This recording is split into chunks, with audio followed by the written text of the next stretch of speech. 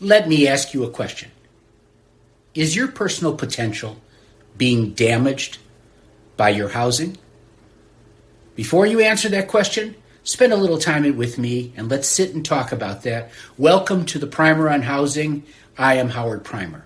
Thank you for being here. So come on in, sit down in my living room, make yourself comfortable. Let's have a talk about that question. Is your personal potential being damaged by your housing? I think the knee-jerk reaction that all of us have is there's no connection between our personal potential and the housing that we have. But before you draw that conclusion, let's talk about it a little bit. Before we talk about that question, let's just take a look around us. We all recognize that the world we're living in is experiencing an enormous amount of stress. There's disenchanted people about almost all aspects of life as we know it right now. There's a growing movement to totally throw away what we've come to accept as our quality of life as defined by our constitutional rights, defined by our sense of what is in fact our freedom, as defined by a whole bunch of other things. Right now we're seeing unhappiness. Right now we're experiencing unrest. Right now we're watching as people are totally disillusioned. And the question that you need to ask yourself, is there a relationship between that reality of our society and your reality about your housing choices? Well, to get to the answer that, I want to introduce you to a man by the name of Maslow. Abraham Maslow. That's Abraham Maslow that you're looking at right now. Abraham Maslow is a social scientist that did an enormous amount of research, and in fact there has become a great understanding that his contribution to what we know about human quality and human life is really very important. It's called the Maslow hierarchy of needs. And so I want to take you through the hierarchy of needs. At the very pinnacle of the hierarchy is what he refers to as self-actualization. There you're looking at the top of the pyramid. The self-actualization is a requirement and a value that talks about your desire to become the most that you can be. That's what we all are hoping for. That's what we're all working for. That's our ambition in life, to be fully self-actualized. But what he discovered is that in order to have that occur, there are some deficiency needs. That's called a growth need. There are some deficiency needs that are undermining that potential. So let me talk about the first one. At the very bottom of the pyramid is what he called the physiological needs. Now, there's no question probably that we would argue that you can't be self-actualized. You can't reach your potential if you lack air, water, food, sleep, clothing, or reproduction. Those are your basic human needs. And I don't think you'll argue that that requirement, that deficiency, would in fact prevent you from reaching your potential. So let's accept that as the base of the pyramid. Let's accept that as the first level. And let's go on up the levels and see if in fact there's something in there that is pointing us back at this question of your housing in general. At the second level of the pyramid is your safety need. This is where we start seeing housing get introduced into this equation. What are your safety needs? Your personal security, your housing, your employment, your resources, health, and your property. Those are your security needs. Those are your safety needs. Those are the things you need in order to feel secure enough and comfortable enough to pursue your potential. That's where housing sits. So fundamental, we've taken care of food, we've taken care of air, we've taken care of water, we've taken care of all those other things. Now we need to take care of adequate housing, of housing that we are able to be comfortable in, housing that puts us in a position where we're secure enough and safe enough to pursue our potential, your potential. And that is a very good place to start this conversation and focus back. Are you being damaged in your achieving your potential based upon your housing needs?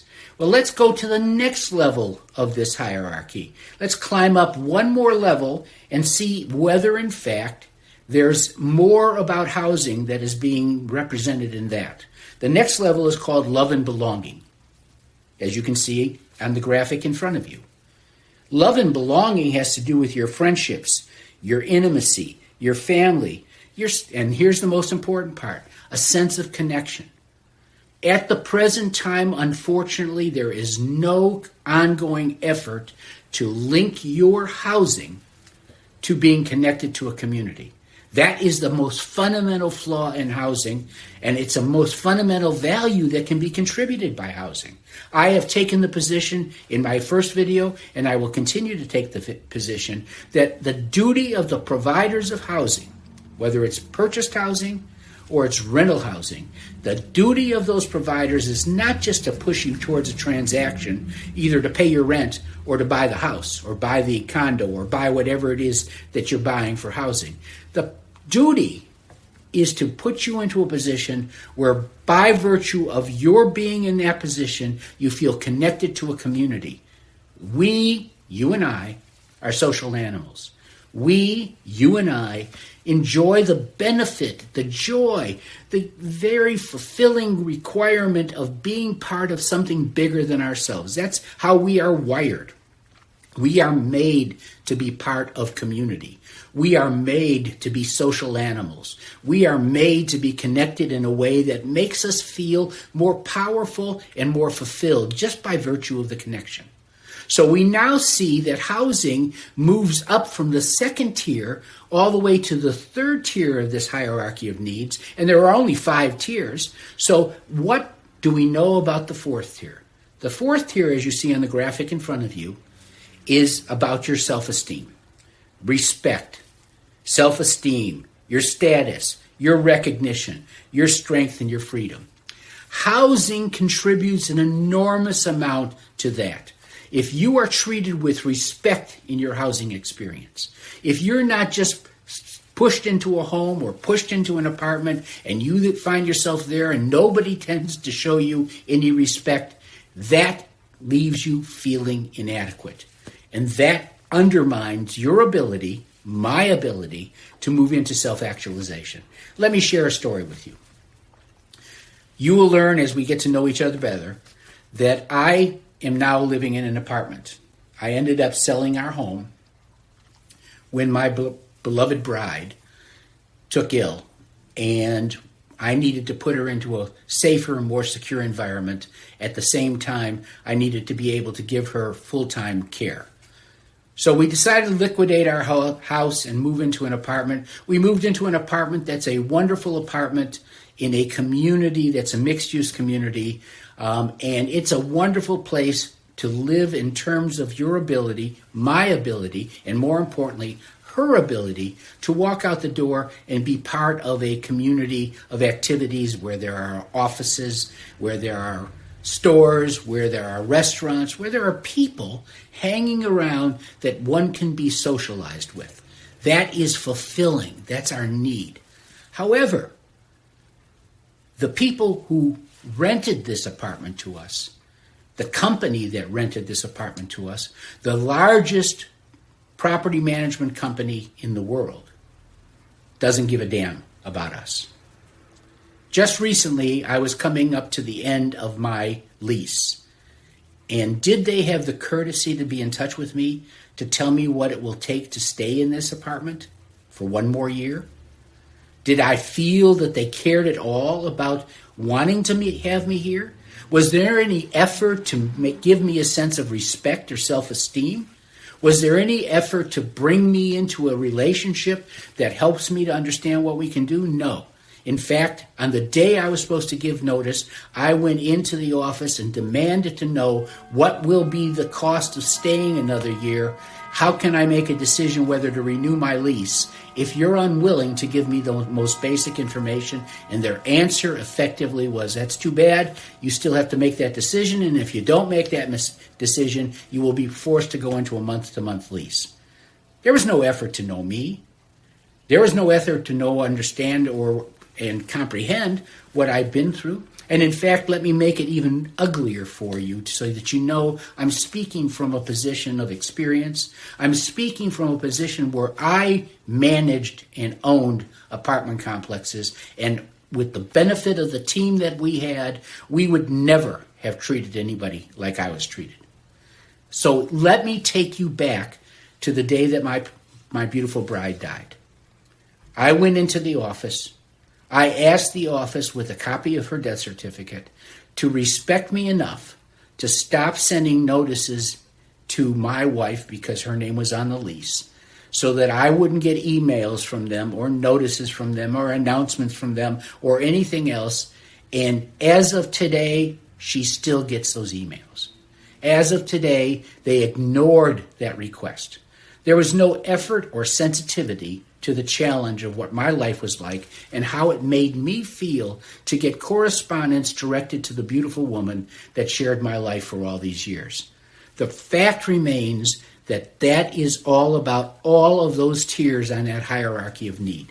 If I don't feel secure where I live, if I don't feel loved where I live, if I don't feel welcome where I live, and if I don't feel self-esteem where I live, it goes to undermine the very point of this conversation, which is, am I being self-actualized? Do I feel that I am being able to or encouraged to be the fullest and greatest potential that I can be? Not at all. Because psychologically, I am being emotionally damaged. You are probably going through the same thing. You've probably had stories just like the story I just shared with you. And in fact, if you would take the time to give me a comment below in my YouTube channel or in Facebook or Instagram or on LinkedIn, if you'll give me your comments about your experience, I'd welcome that. I'd love to correspond with you. I'd like to chat with you if we can in that way because it's most helpful. So take the time, subscribe to this channel. Let's discuss what it feels like to be totally able to pursue your potential. We are obligated in society. We are obligated as a society to support each other in that way. And I believe, and you will hear me say this on many occasions through the weeks ahead, I believe that a significant reason that there is such disenchantment in our society and in the world is because there is a housing crisis that is cooperating with or coincidental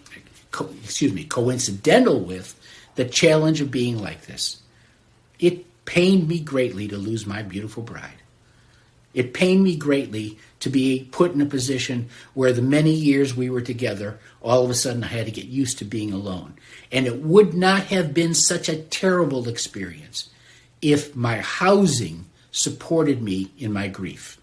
We all know that to be true. Our society is in a position of crisis because we do not have housing that really meets the criteria that Abraham Maslow talked about many years ago, and that psychology has validated. We are not able to go through and reach our potential because we are being stripped of a quality of life due to the way our housing is experienced. Whether I am buying a home where the people who provide the home, either the builder or the real estate agent, all they care about is the transaction. There's no effort to bring me into a community and introduce me to that community.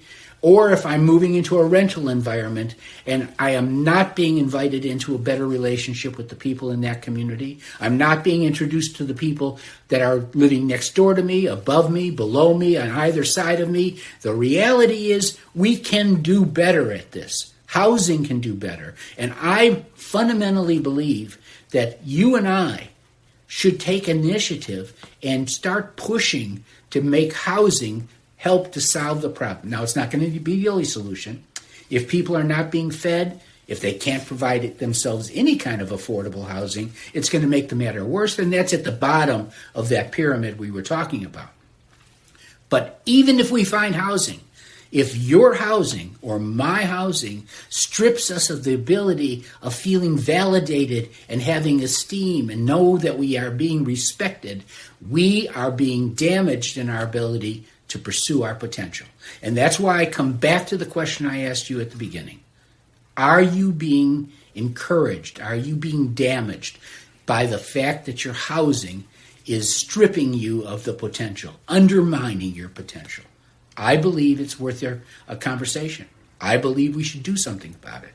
And I'm glad you're here so that we can work together to do something about it. So thank you for visiting me. Like my channel, subscribe to my channel, and be careful that you don't ignore that little bell that's sitting next to the subscription, so that when you check that, it'll allow me to send you a message every time I put one of these videos up. I believe we can do better. I believe with your help, we will do better. You and I must act, and we must act together to create a world that is better than the world we have, create a world where you and I are being fulfilled, create a world where you can live to your potential, because that is your human right. And I want to help you to get there. Thank you again for being here. Good afternoon.